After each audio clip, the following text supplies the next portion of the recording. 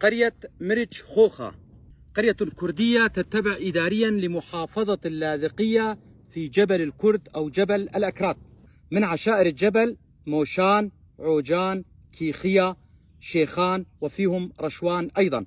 موشان أي أنهم قدموا من مدينة ومنطقة موش الكردستانية في شمال كردستان بين قوسين تركيا، وكيخية كي متأتي من الشخص ذو المكانة العالية.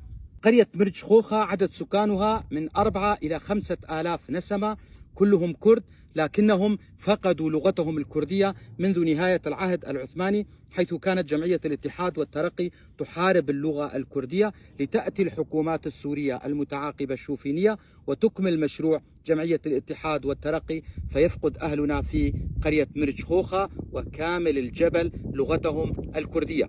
يعمل أهالي قرية مرج خوخة بالزراعة، ويشتهرون بزراعة أشجار التفاح.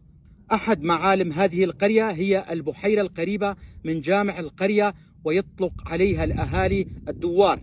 وصلتني هذه المعلومات من أحد أبناء جبل الكرد أو جبل الأكراد، وأنا ألقيها بصوتي. أنا علي عبد الله كولو، محام من منطقة درباسية. أتمنى كما يتمنى كل الكرد الناطقين بالكردية أن يتعلم أهلنا في الجبل لغتهم الكردية، وأن يعلموها لأولادهم، وأن يسموا أولادهم بأسام كردية، فلغتنا الكردية كبقية اللغات هدية من الله، وعلينا أن نتعلمها. دمتم أهلنا في قرية مرج خوخة.